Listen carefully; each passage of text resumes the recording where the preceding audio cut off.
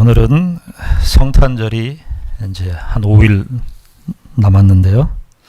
성탄을 준비한 사람들이라는 제목으로 이 시간에 함께 은혜를 나누려고 합니다. 예수님께서 이 땅에 오셨을 때 예수님만 하늘에서 이렇게 공중에서 척 하고 오시지 않았습니다. 예수님께서 이 땅에 오실 때 예수님의 오심을 하나님께서 다 준비하시고 인류 구원의 참 최고 유일한 빛이시죠. 인류 구원의 유일한 희망이고 유일한 소망이신데 그 예수님의 메시아 오심을 하나님께서 준비하셨습니다. 하나님께서 이 메시아의 오심만을 준비하신 것이 아니라 하나님께서 메시아의 오심을 준비할 같이 준비할 사람들도 하나님께서 준비시키셨습니다. 오늘 우리가 읽은 이 누가복음은 예수님의 오심을 준비하고 있는 사람들, 예수님의 오심을 이렇게 예비하고 있는 그 사람들에 대해서 다른 복음서하고는 좀 다르게 길고 또 자세하게 진술하고 있습니다. 누가복음 1장 5절서부터 2장 40절까지가 예수님의 탄생 기사를 기록하고 있는 내용입니다. 마태복음도 예수님의 탄생 기사가 나오고 마가복음에도 잠깐 언급되고 요한복음은 의미적으로 영적으로 예수님의 탄생을 말씀하고 있지만 예수님의 탄생 기사에 대해서 가장 자세하게 기록하고 있는 복음서는 누가복음입니다. 누가복음 1장 5절서부터 2장 40절까지 아주 긴 내용인데요. 그 예수님의 탄생 기사를 소개하는 본문인데 이 예수님의 탄생 기사를 양쪽에 둘러싸고 있는 분들이 계십니다. 시작할 때 두 분이 등장하고 끝날 때 두 분이 등장합니다. 예수님의 오심을 준비하신 그 당시에 1세기 때 예수님의 이 땅에 오셨을 때 준비된 사람들, 성탄을 예비하신 분들 두 분이 있고 시작할 때 두 분이 있고 끝날 때 두 분이, 이 두 분이 서로 네 분이 그러니까 이렇게 둘러싸고 있어요. 그 가운데는 마리아가 예수님을 잉태하는 예수님의 탄생 기사. 그 마리아의 내용이 가운데 이렇게 있어요. 그래서 1장 5절서부터 2장 40절까지의 내용을 보면은 이 양쪽에 이 네 분이 예수님의 오심을 이렇게 드러내고 있는 것처럼 그렇게 누가복음은 기록하고 있습니다. 어떤 분들이 나올까요? 1장 우리가 오늘 본문을 아주 네 군데를 우리가 읽었는데요. 1장 5절서부터 7절까지는요. 사가랴와 엘리사벳 1장 1절부터 4절까지 누가복음의 서론을 기록하고 난 다음에 우리는 얼른 예수님에 대한 이야기를 할 줄 알았는데 누가는 사가랴와 엘리사벳이라는 인물을 소개하는 것으로 시작을 하고 있어요. 사가랴와 엘리사벳, 그리고 누가복음 2장 끝나는 부분에서는 시므온과 안나.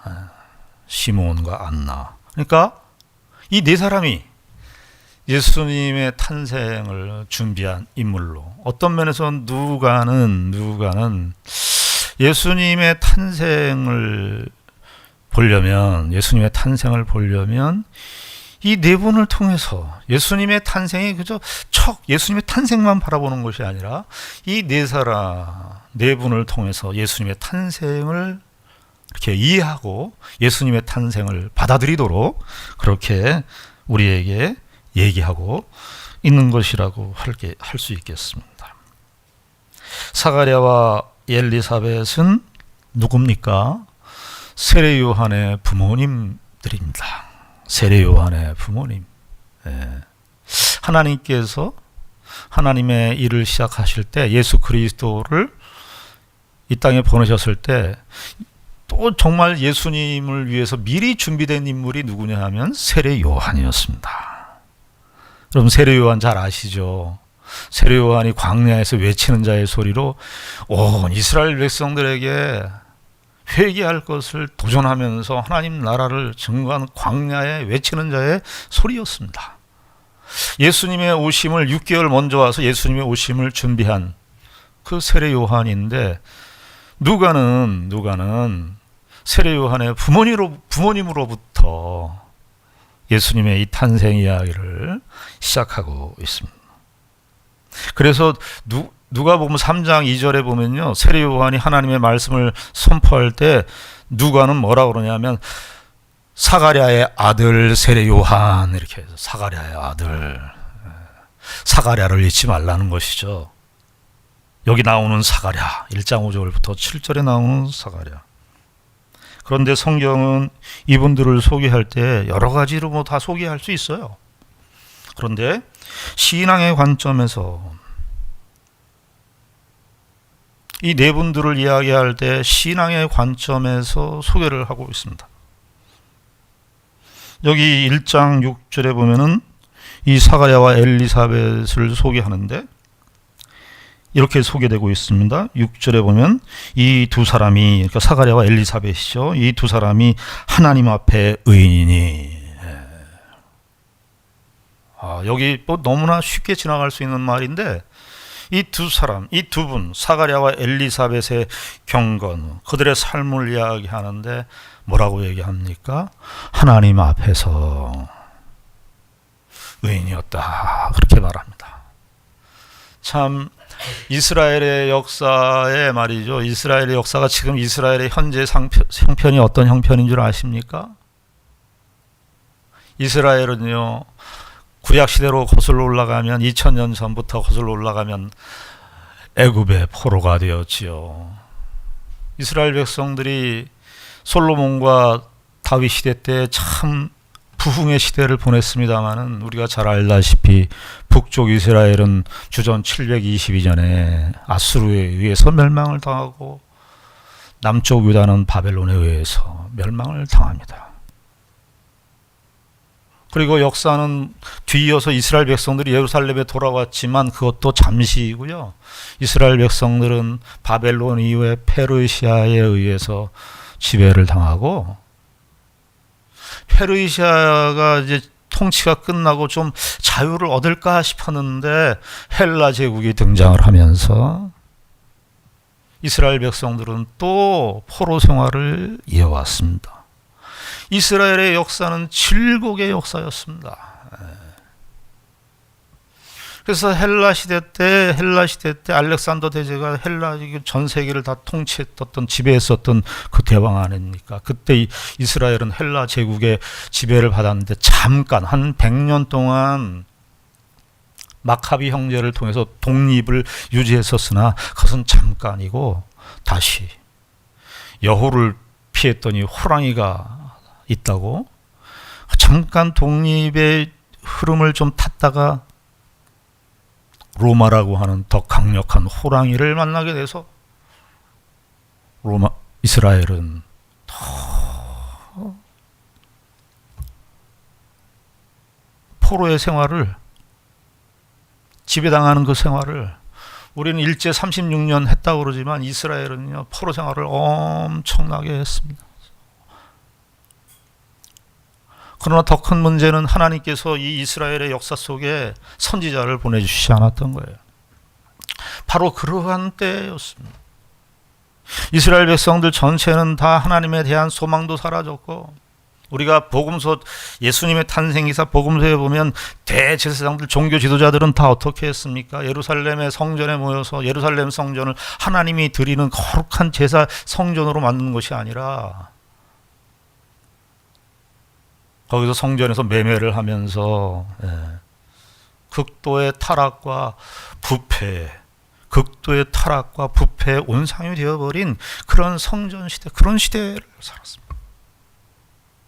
그런 전체 이스라엘의 전체 역사와 지금 현재의 이스라엘의 그런 영적인 상황을 고려해서 보았을 때 사가랴와 엘리사벳에게 대해서 성경이 하나님 앞에 의인이라 그럴 때 참 세상 사람들이 다 기독교적인 흐름 속에서 만약에 신앙적인 흐름 속에서 이렇게 하나님의 말씀을 지키고 하는 것이 뭐 그건 당연한 것처럼 보일 수 있습니다만은 이 세상의 역사가 다 배도의 역사로, 타락의 역사로, 부패의 역사로, 하나님을 떠나는 역사로 흘러갈 때에 그걸 거슬러 올라가서 하나님 앞에 의인이라. 여기 특별히 또 뭐라고 되어 있습니까? 주의 모든 계명과 규례대로. 하나님의 율법이 있었으나 하나님의 율법을 전혀 의식하지 않고 살고 있었던 그 시대에 하나님의 율법을 소중하게 생각하고 사셨던 분들입니다. 여러분, 특별히 우리가 이 네 분을 주목하는데 네 분에게 일어나는 공통적인 특징이 있어요. 이 네 분에게 공통적인 특징이 있는데 이 네 분들 모두 연로하신 노인들이었습니다. 여기 그 이후에 1장 5절부터 7절 이후에 되어지는 내용을 보면은 이제 가브리엘 천사가 나타나서 세례 요한의 탄생 고지를 사가랴와 엘리사벳에게, 특별히 사가랴에게 말하는데 사가랴가 뭐라고 얘기합니까? 1장 18절에 보면은 천사가 나타나서 사가랴에게 세례 요한을 출생할 것이라 이렇게 예언하니까 사가랴가 이르기를 뭐라고 그러냐면 내가 이것을 18절에 보면 사가랴가 천사에게 이르되 내가 이것을 어떻게 알리오? 내가 늙고 아내도 나이가 많으니이다. 여러분, 우리가 누가복음 2장 맨 마지막에 나와 있는 안나 여선지자는 어떻습니까? 안나 여선지자는 2장 36절에 보면은 또 아셀 집파 바누엘의 딸 안나라는 선지자가 있어 나이가 매우 많았더라. 여기 그가 결혼한 후 7해 동안 남편과 함께 살다가, 그러니까 결혼한 후 7해 동안 남편과 함께 살다가 37절에 과부가 되고 84세가 되었더라. 이 사람이 성전을 떠나지 아니하고 주야로 금식하며 기도함으로 섬기더니, 그러니까 나이가 어느 정도, 나이가 매우 많았는데요. 결혼한 후 7해 동안 남편과 함께 살았는데 사별을 한 것 같습니다. 과부가 되고 84세가 됐어요. 84 더하기 7 하면은 91인데 결혼할 나이가 그 당시 때 일찍 결혼했다고 해도 10세는 넘었을 거 아닙니까? 100세가 넘었던 나이였습니다.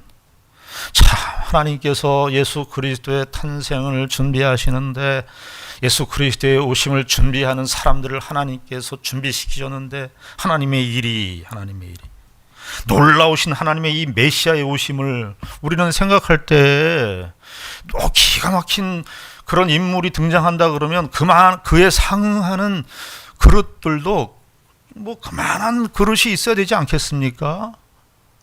여러분, 선물이 아주 고귀한 선물일수록 그 선물은 어떤 걸로 포장을 합니까? 포장지도 아주 좋은 걸로 포장하죠. 그러나 하나님께서 하나님의 구원의 역사를 일으키시는 방식은 우리의 생각과 전혀 다른 방식으로, 완전히 반대의 방식으로 하나님께서 그 일을 하십니다. 여러분, 우리가 성탄절 때 예수님의 성탄을 항상 생각하는데 예수님의 오심이, 예수님이 태어나신 곳이 어디였습니까? 이 온 천하 만물의 왕이시고 온 천하의 주인이신, 이 세상을 창조하시고 이 세상의 지금 창조의 역사를 섭리하시고 운행하시는 그 하나님이신 그 예수 그리스도, 우리를 구원하시는 영원한 주님이 되시는 그 그리스도, 왕 중의 왕이신 그분께서 오셨는데 그분이 어디에서 태어나셨습니까? 마구간에서 태어나셨습니다. 우리가 생각할 때는 로마의 그때 궁에서, 로마의 궁정에서 왕이면 왕답게 그렇게 태어나는 것이어야 되지 않겠습니까?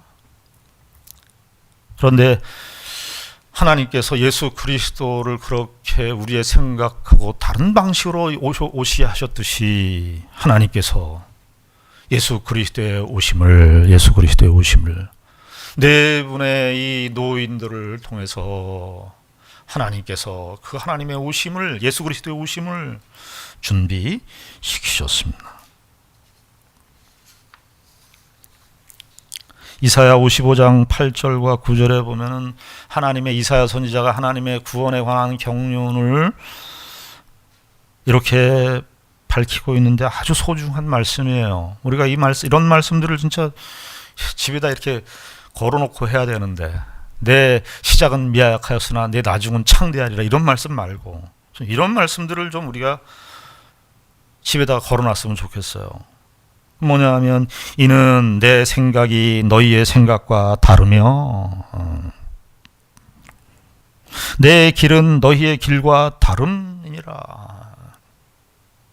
이는 여호와의 말씀이니라. 이는 하늘이 땅보다 높음같이, 하늘보다, 그러니까 높음과 낮음, 하늘과 땅을 이렇게 비유로 설명한 거예요. 하나님과 우리의 생각이 이렇게 다르다라고. 하늘이 땅보다 높음같이 내 길은 너희의 길보다 높으며 내 생각은 하나님의 생각은 너희의 생각보다 높음이니라.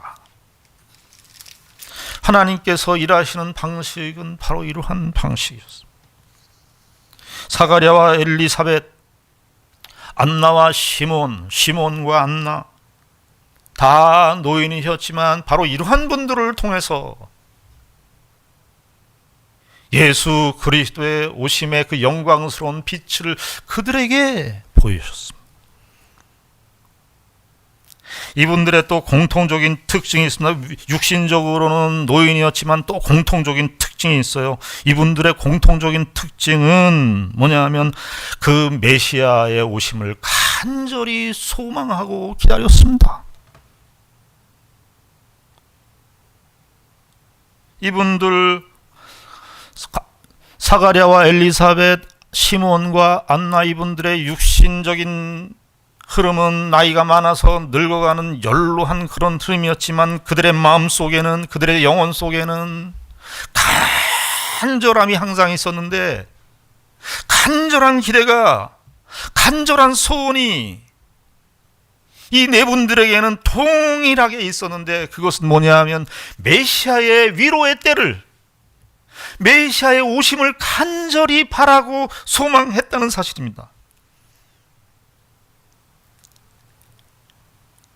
우리 2장 25절을 보시면 시므온을 이야기하는데, 2장 25절에 그 시므온, 아마 이분은 제사장으로 보여요. 신분은 안 나왔지만은 성전에, 예루살렘 성전에 왔다 갔다 하는, 그런 자유롭게 왔다 갔다 할 정도였으니까 아마 이 시므온은 제사장으로 보입니다.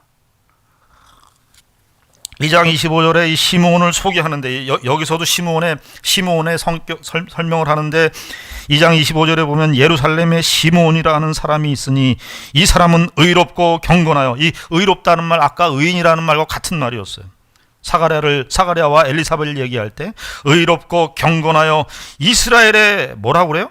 이스라엘의 위로를 기다리는 자라. 이스라엘의 위로를 기다리는 자라. 이건 메시아에 대한 소망을 이 표현으로 바꾼 거예요. 이스라엘의 위로를 기다리는 자라. 여기 기다리는 자라. 이 기다리는 자라고 하는 것은 그냥 버스 올 때 기다린다, 그런 게 아니에요. 굉장히 강한 표현인데, 오직 그것만을 향하여 바라보고 있다, 이런 뜻입니다. 오직 이스라엘의 진정한 위로는, 유일한 위로는 예수 그리스도의 메시아의 오심밖에 없는데, 그 메시아의 오심만을 간절히 그것을 향해서 있었다. 2장, 이 안나를 이야기하면서 2장 38절에도 보면 이렇게 되어 있습니다. 2장 38절에 보면 마침 이때에 나와서 하나님께 감사하고 예루살렘의 속량을 바라는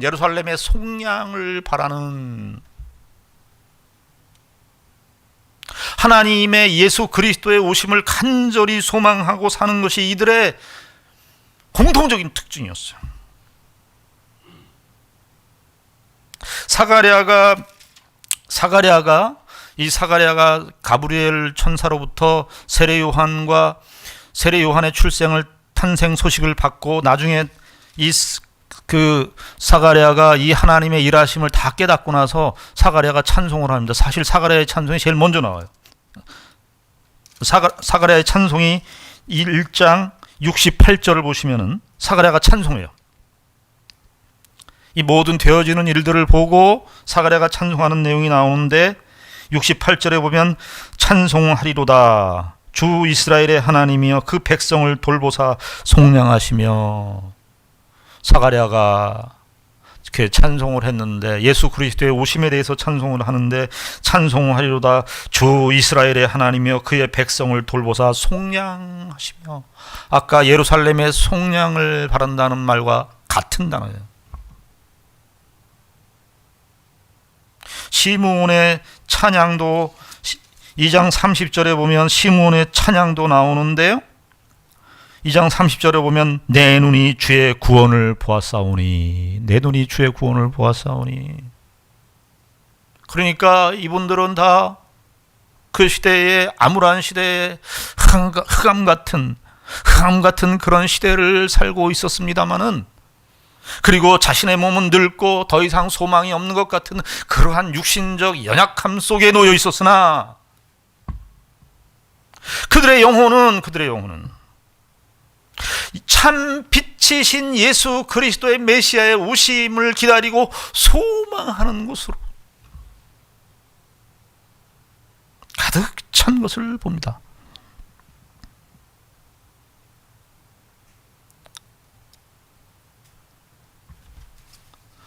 여기 사실은 이 초대교회 때 하루를 시작할 때요, 초대교회에선 각 성도들에게 어떻게 했냐면 각자가 다 매일매일의 일상의 삶을 시작할 때 성도들이 무엇을 하면서 처음 시작했냐 하면은 이 사가랴의 찬송 1장 68절 이하에 나오는 이 찬송을 낭독하면서 하루를 시작했어요. 이게 하루를.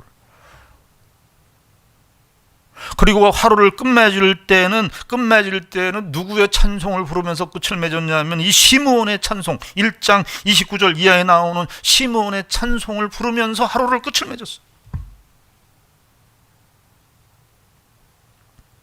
여러분, 특별히 시므온은 보십시오. 시므온은 이 사람의 나이는 안 나왔어요. 그러나 여기 시므온의 찬송의 내용을 보면은 이렇게 되어 있어요. 28절부터 보시면 시므온이 아기를 안고 하나님을 찬송하여 이르되, 29절 주제여 이제는 말씀하신 대로 종을 평안히 놓아주시는도다. 종을 평안히 놓아주시는도다. 26절에 보면 이렇게 되어 있습니다. 그가 주의 그리스도를 보기 전에는 죽지 아니하리라는 성령의 지시를 받았더니, 그러니까 아마 생명의 마지막 불꽃이 얼마 안 남은 그런 시점이었는데 성령님께서 나타나셔서 이렇게 얘기를 하신 것이죠. 너는 그리스도를 보기 전에는 죽지 아니하리라 하는 성령의 지시를 받았는데, 성전에서 예수님께서 난지 8일 돼서 할례를 받으러 예루살렘의 성전에 오셨는데, 이 시므온이, 제사장인 이 시므온이 예수 그리스도를 안고 여기 28절에 시므온이 아기를 안고 하나님을 찬송하여 이렇게 얘기하는데, 29절에 주제여 이제는 말씀하신 대로 종을 평안히 놓아주시는도다. 이 말이 무슨 말입니까? 자기의 살아오는 모든 소망과 자기의 삶에 매일매일 숨쉬고 살아가는 일초일각의 그 모든 생명의 불꽃이 그리스도와 연결되어 있었는데, 나는 이제 그리스도를 만났으니까, 나는 그리스도를 보았으니까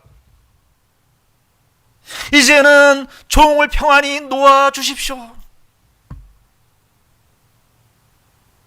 특별히 시므온은 이렇게 고백을 합니다. 내 눈이 주의 구원을 보았사오니, 30절에 내 눈이 주의 구원을 보았사오니, 인간의 신체 기관 중에 가장 감각기관 중에 가장 초감각, 우리가 모든 것을 이성으로 판단하고 경험하는 모든 기능 중에 뭐 촉각도 있고 미각도 있습니다만 가장 중요한 것은 시각이에요. 시각. 그런데 내 눈이 주의 구원을 보았사오니 그러면서 32절에 보면 빛이라는 단어를 씁니다. 이방을 비추는, 예수님을 향해서 이방을 비추는 빛이요 주의 백성 이스라엘의 영광이니이다. 아, 이거는 다 의미가 있어요. 그 당시 때 이스라엘은 어두운 시대였습니다. 흑암의 시대였습니다. 흑암에 아주 깊이를 헤아릴 수 없는 흑암 속에 쌓여 있었던 그 시대에 노인이었으나 그의 영혼은 흐리지 않아서, 그의 영혼은 그 흑암 속에서 흑암 뒤에 넘어 있는 이스라엘을 짙게 둘러싸고 있었던 그 세상의 깊은 어둠의 이면에 있는 그리스도를 통해서 아기 탄생 예수 그리스도를 품에 안으면서 그 어두움의, 그 이스라엘의 질곡과 그 부패와 그 타락의 어두움의 깊은 그 흐름 속에서 그 너머에 있는 참빛, 우리가 요한복음에도 나오죠. 요한복음에서 예수 그리스도를 이야기할 때 참빛, 그 참빛을 보고 있는 것입니다. 여러분, 우리가 이 네 분들 다 결국은 예수 그리스도의 오심을 찬송하는데, 이 예수 그리스도의 오심을 찬송하면서 결국은 이분들이 쓴 언어들이 중요합니다. 여러분, 이분들이 이런 거 아니에요. 하나님께서 우리가 하나님의 일을 하실 때 그냥 아무 생각 없이 살고 있는데 그분에게 그런 계시의 빛을 주시지 않습니다. 내 삶에 몰두하고 나를 위해서 살고 있고 나만을 생각하고 사는 그런 사람들에게 하나님께서 이 계시의 통로, 예수 그리스도의 오심을 주시지 않습니다. 여러분, 우리가 이 안나, 시므온, 사가랴와 이 엘리사벳, 이 네 분들의 공통적인 특징을 보면 성령이 항상 그와 함께 있었고, 여러분, 이 2장 마지막에 나오는 이 안나 같은 분들은 보십시오. 안나는 참 7년 동안 남편과 살다가 사별을 했어요. 37절에 보면 과부가 되고 84세가 되었더라 이렇게 됐는데, 이 사람이 성전을 떠나지 아니하고 주야로 금식하며 기도함으로 섬겼다 그렇게 되어 있습니다.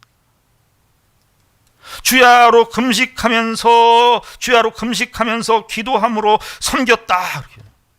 여러분, 누가복음이 어떻게 끝나는 줄 아십니까? 누가복음의 맨 마지막 결론을 한번 가보시겠습니다. 누가복음 24장 53절입니다. 누가복음 24장 53절 맨 마지막 부분이에요. 예수님께서 부활하시고 승천하시고 난 다음에 초대교회 공동체가 보여준 그 반응을 누가복음 24장 53절에 기록하고 있는데, 24장 53절 우리 같이 한 음성으로 읽겠습니다. 시작. 늘 성전에서 하나님을 찬송하니라. 마치 예수님의 그 탄생 초기에 있었던 이 안나라고 하는 선지자가 과부가 되고 84세, 100세, 거의 100세를 살면서 그의 마지막 생에 84세를 사는 동안까지 84년 동안을, 거의 100세를 사는 그 기간 동안에 성전을 떠나지 아니하고 기도하고 있었던 그 안나의 모습을 누가복음 맨 마지막에 하나님을 따르고 하나님을 믿는 경건한 성도들의 특징을 이야기하면서 늘 성전에서 하나님을 찬송했다.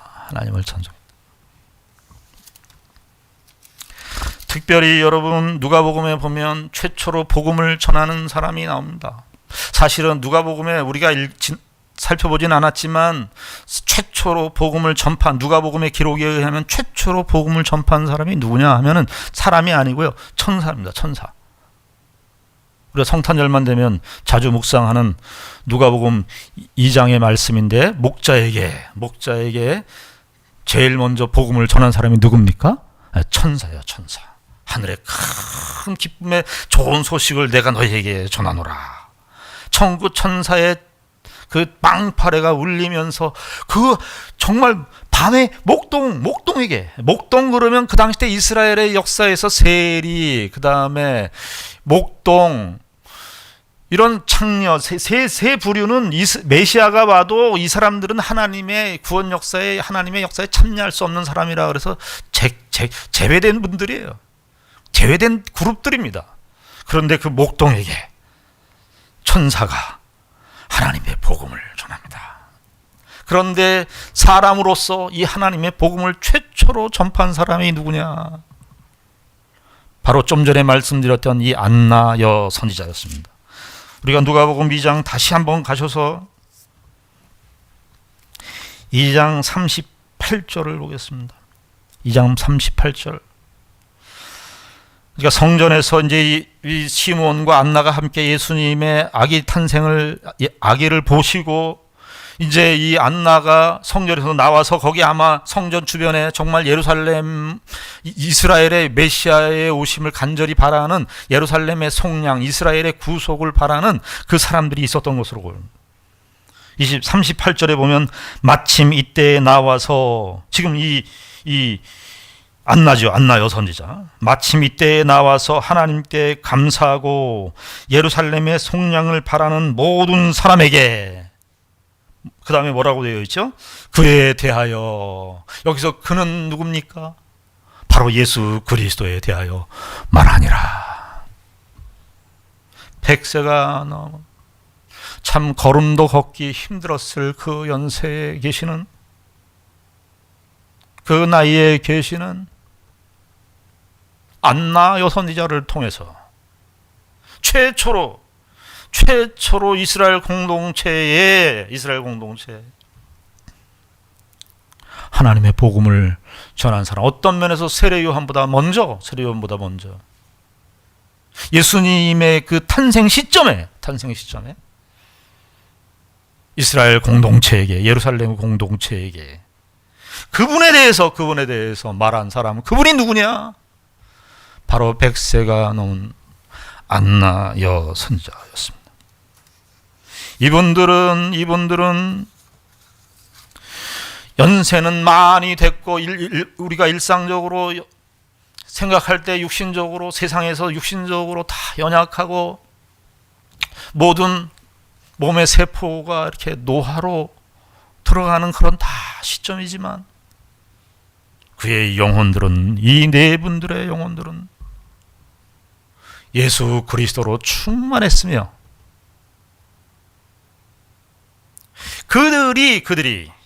그분들이 이 땅에서 사는 이유와 존재와 목적이 무엇인지를 모든 만방에 예수 그리스도의 오심과 함께 이분들 역시 이분들의 신앙과 이분들의 경건을 성경은 소개하고 있는 것입니다. 세상이 어려울수록, 힘들어질수록, 글쎄 우리가 코로나를 지금 겪고 있습니다만 이분들이 살았던 시절보다 더 어려울까요? 이 네 분들이 살았던 그 당시 때 1세기 때 이스라엘보다 더 어려울까요? 세상이 어려울수록 신자들은 오히려 우리가 믿고 고백하는 바 신앙의 본질을 붙잡는 게 더 소중합니다. 우리의 소망은 주님의 오심에 절대적으로 연결되어 있고, 그분의 오심으로만 우리의 진정한 위로가 있습니다. 이스라엘의 위로를 기다린다라고 하는 것은 예수님만이 진정한 위로고, 예수님만이 영원한 위로가, 그리고 유일한 위로가 된다는 사실입니다. 이분들은 이 신앙과 이 믿음을 가지고 예수 그리스도의 오심을 준비했습니다. 성탄절에 즈음하여 우리가 이 땅에 사는 이유와 존재와 목적이 무엇인지를 다시 한번 기억하고, 우리도 날마다 예수 그리스도 안에서 그분과 함께 동행하며 사는 그런 귀한 은혜가 있기를 바라는 것입니다. 기도하겠습니다. 하나님 아버지, 은혜와 사랑을 감사합니다. 예수님의 오심의 성탄을 준비하면서 그 당시 때 예수님의 성탄을 예비하신 네 분들의 신앙을 함께 생각을 했습니다. 아버지 하나님, 우리가 신자들이 무엇이 부끄럽고 무엇이 자랑스러운 가를 다시 한번 확인하고 살게 하여 주시옵소서. 우리에게 이 예수 그리스도만을 바라고 소망하며 사는 진정한 믿음의 삶이, 경건의 삶이 우리 가운데 있게 하여 주시옵소서. 예수님의 이름으로 기도드리옵나이다. 아멘.